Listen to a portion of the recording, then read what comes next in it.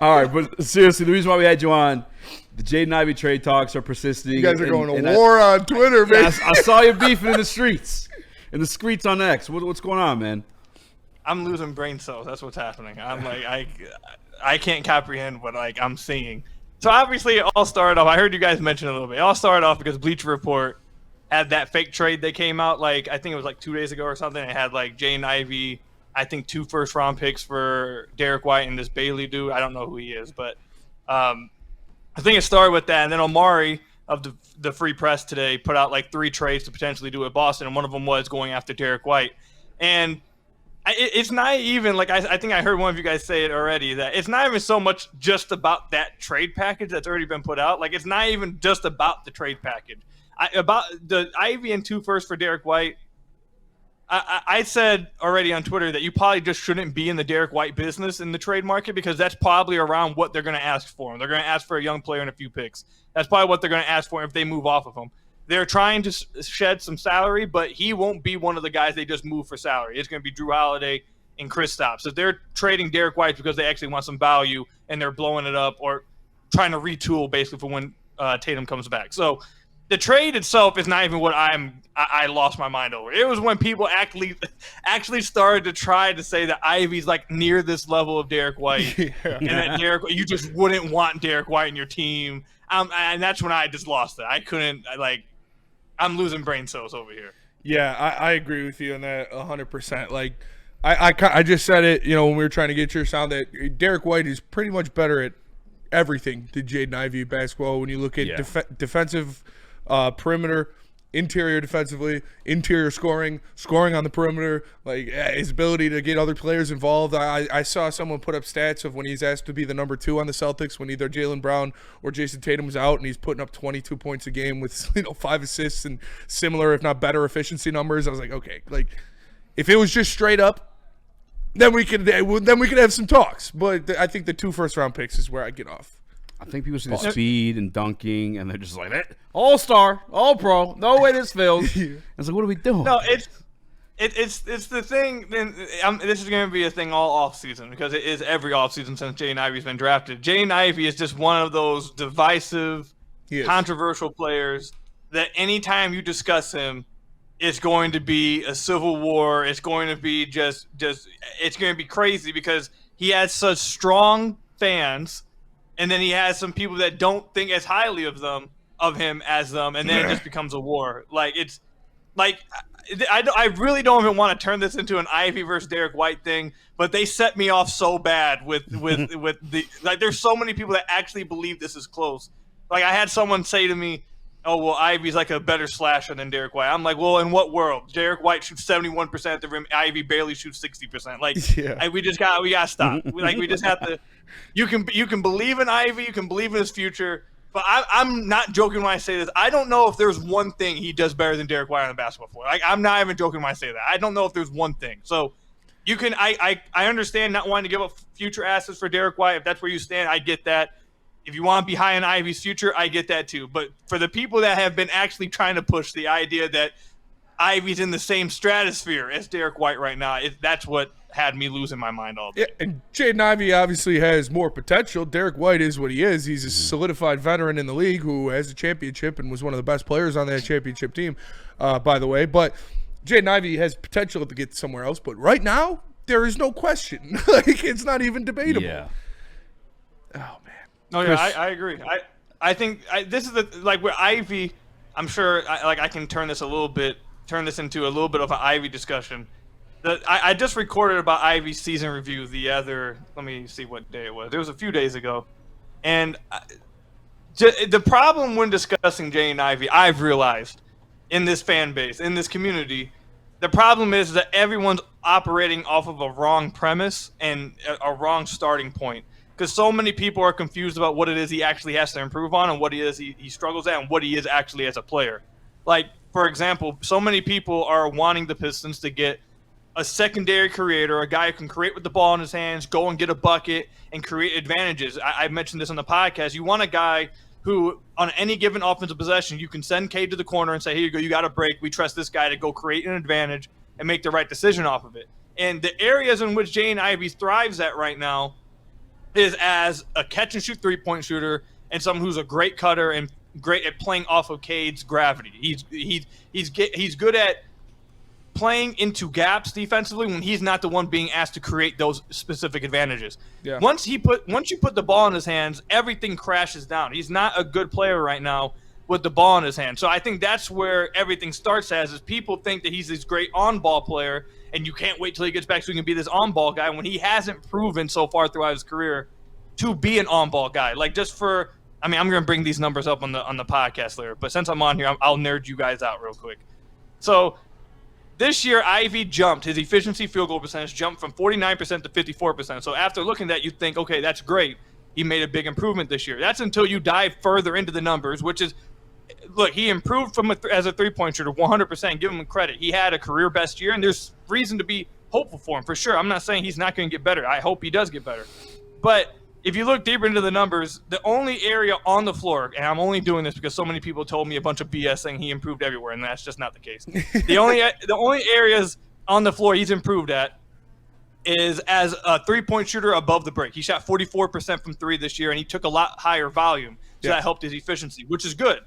But at the rim, he was still in the 43rd percentile, 60% at the rim. Short mid-range, 39th percentile, 40%. That's same as last year.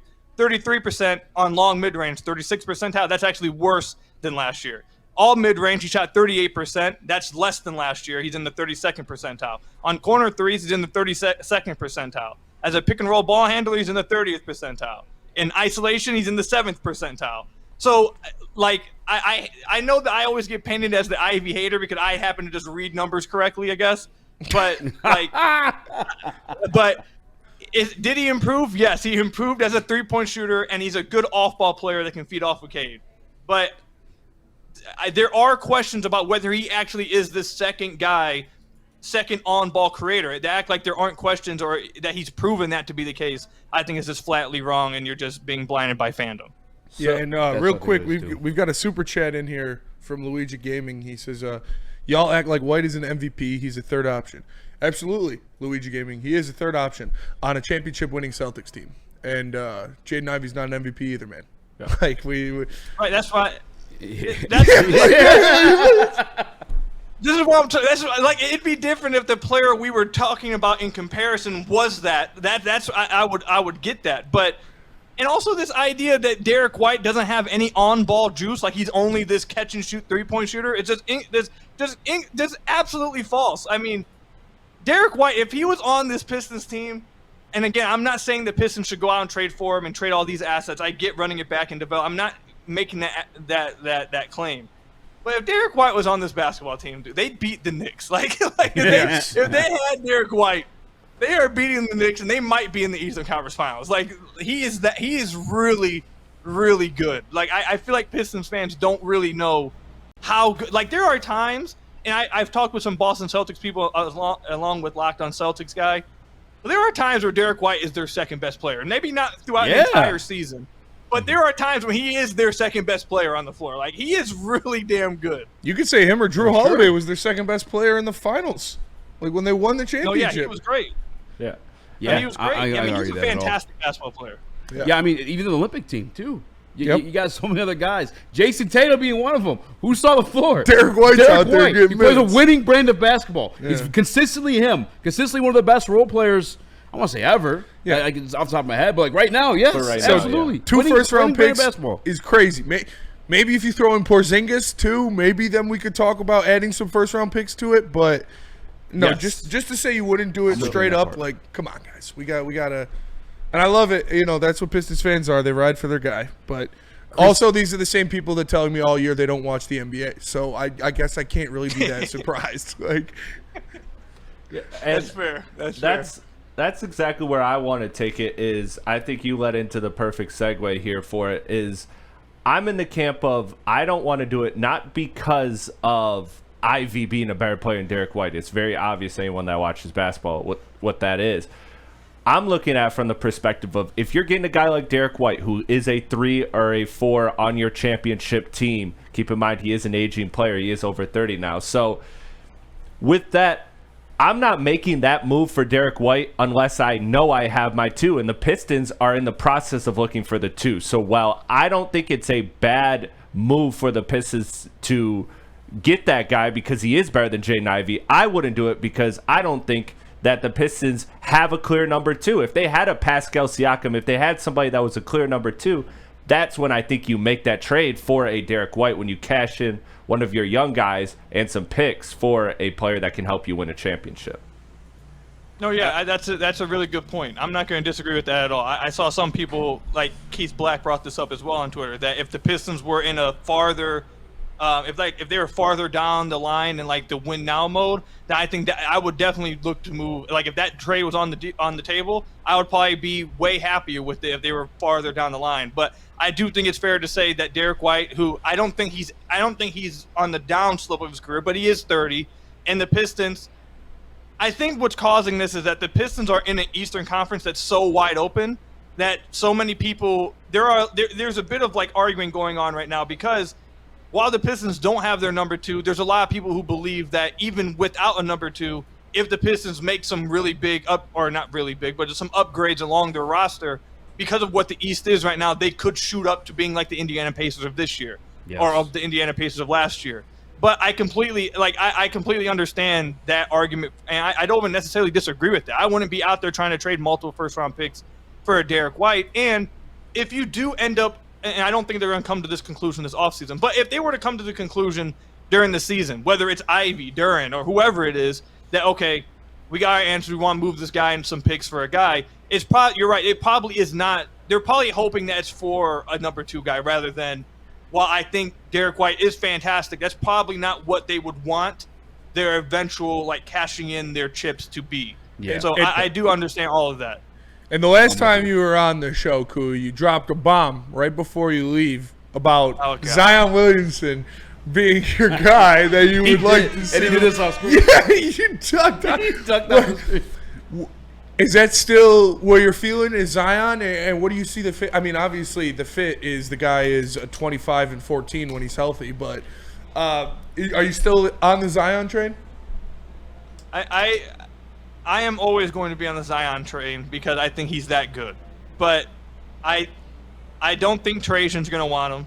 I don't think Trajan, from what I understand, is a huge fan of dealing with those durability concerns again after just leaving that situation. So I don't think Trajan would be interested even if New Orleans ends up moving off him. I've also heard as of late that it's not looking as likely that they'll move Zion now that their pick fell. So I think he probably will end up back in New Orleans. But if he were available, my thought process with the whole Zion thing is, and there's a few people on Pistons Twitter that have said this and echoed my sentiment, is that for a guy of his talent, it'd be different if you were taking a risk on a guy with those injury concerns for a guy that's like a top 30 talent, top 40 talent. Then it's like, okay, well, is it really worth it? I think that Zion, when he is healthy at his peak, is like a top 10 guy in the NBA. Like that's how good I think Zion is when he's at his peak. So I don't care. Like for me, if he is available and they offer a trade, I would trade for him. And if he misses 60 games, I would say, well, it was worth it. Because if he on the chance that him and Cade stay healthy together on the same team, you have 2 top 15 guys on your basketball team, and that immediately makes you a contender in the East. I understand the concerns. I understand the injury stuff. I get all of that. That's why he probably would be for cheap. But look, I don't think there's any other guy that's going to be on the market for the price that Zion would eventually be on the market because of his injury concerns, where you're going to have the potential ceiling of a Zion Williamson. I know people didn't watch Zion this past year because the Pelicans sucked, and by the time he came back, his entire team was in the grave. Apparently, I don't know what's going on in New Orleans over there, but when he played, he was playing some of the stuff he was doing this past year. If he was with legit NBA players, people would be talking about Zion a lot differently right now. And he would have played a lot more games this past year, especially towards the end of the year, if they were competitive and actually trying. They were tanking a ton of games. He would have played more back-to-backs. He wouldn't have been closed out the end of the year. So I get all the injury concerns. I just don't think there's another player that is going to become available for a cheap price that has the potential ceiling of a top 10 guy in the NBA if he's healthy. I don't think there's even Laurie. If you go out and get Laurie Markkinen, he's not peaking as a top 10, 20. I think he's maybe peaking at top 30 maybe. Like, and you probably have to give up more for Laurie than you would for Zion. So it's like, is it even worth it? So that's why I'm a big fan of Zion. The risk reward factor. Yeah. The only way I would push back on that, is looking at the two teams that are about to be in the NBA Finals right now, the Indiana Pacers and the Oklahoma City Thunder. They do not have two top 15 guys. They have a guy that's a top 10, and in Shai's case, top 2. And then you have, ultimately, you have someone in like the 30 to 40 range, a Pascal, Jalen Williams type of player, and depth around that. So I mean, I would say that while the price may be good for Zion, if you're looking at these teams that are successful, the teams that are remaining, that maybe you're better off having the depth instead of investing so heavily into a top 2. Was Pascal all NBA this year? He was not. He was not. I think he got some votes, but I don't. He got some votes.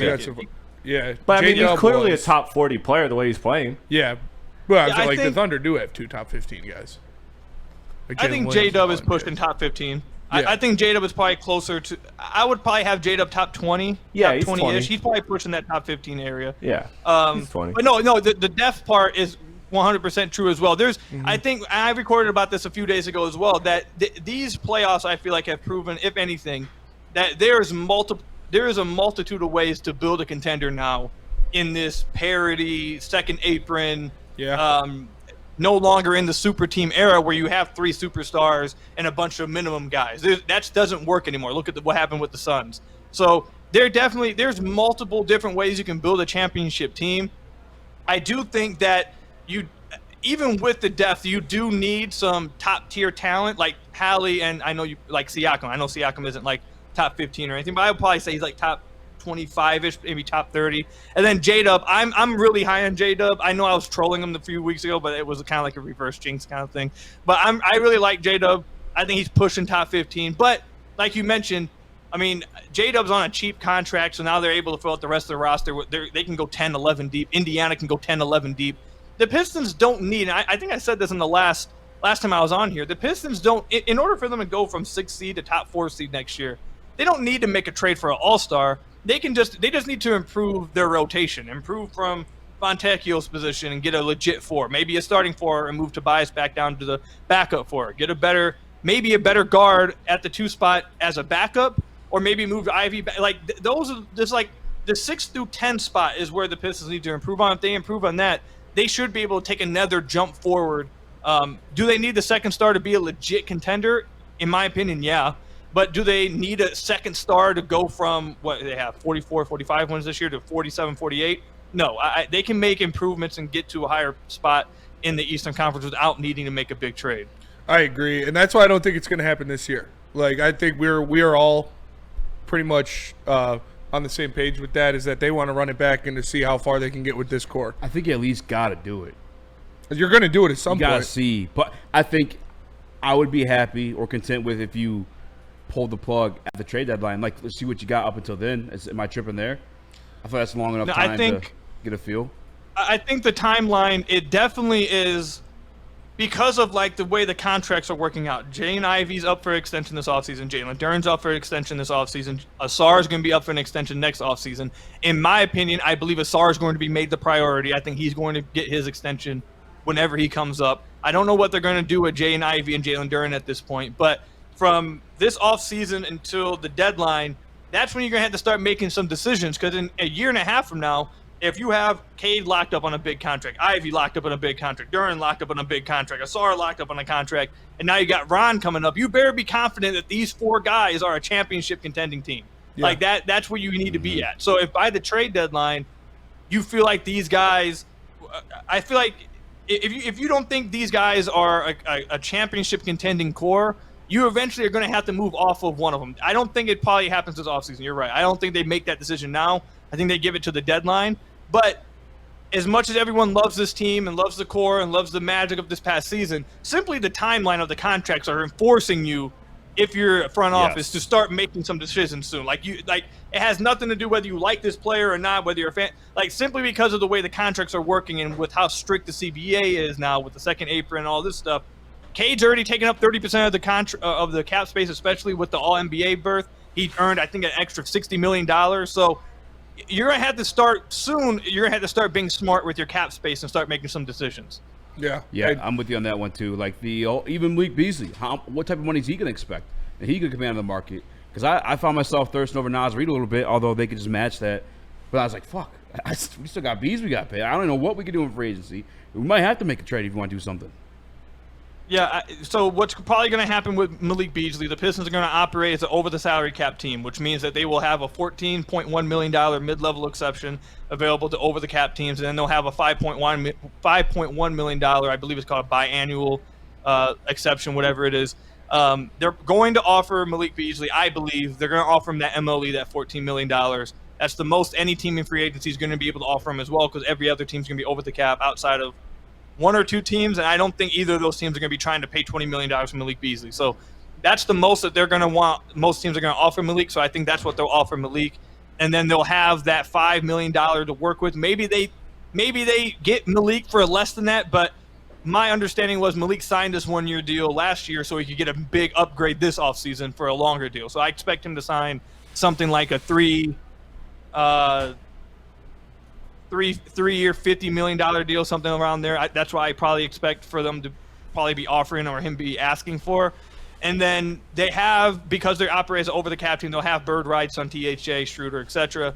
I think the most likely way in which they make some improvements, if they don't just bring everybody back, if they do try to upgrade the 4 position at all, I think the most likely way they do it is they try to sign and trade THJ with Tech and maybe a first round or a second round pick to go get a 4. If outside of that, they are somewhat if they want to bring everybody back, especially if they want to give Malik that full $14 million, the only way they really can make differences to this team is through the trade market.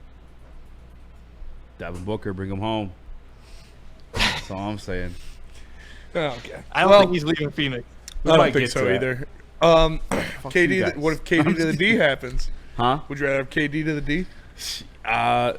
Yeah. I looked at Kevin Durant's shot chart from last year, like when he's 40 years old or 38 years old on a new Achilles. Literally everything green. Yeah, this is. Yeah, no, he's absurd. Look at that. That's ridiculous. No, yeah, That's good.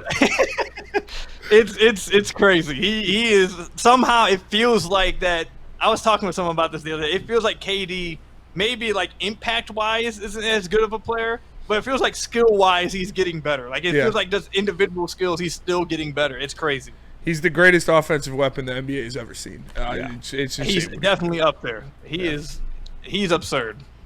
Cool. We appreciate you so much, brother. Thank Before you, we man. let you get out of here, to give a shout out to what you got going on and where people can find more of your content. Yeah, you guys can find me over on Twitter at Kuka Hill. I'm also going live on Locked On Pistons in about 10 minutes here to talk about this whole Derek White fiasco stuff. I got Locked On Celtic Post coming on to he sent a 3-minute video to give us his perspective on this, and now I'll comment on it. So got that coming on if you want to join us over there in 10 minutes or so, but obviously subscribe over there if you haven't already. But appreciate you guys coming on or having me on. I need you guys to come on actually. We got to figure something out to where you guys come on soon. Yeah, I've been wanting to.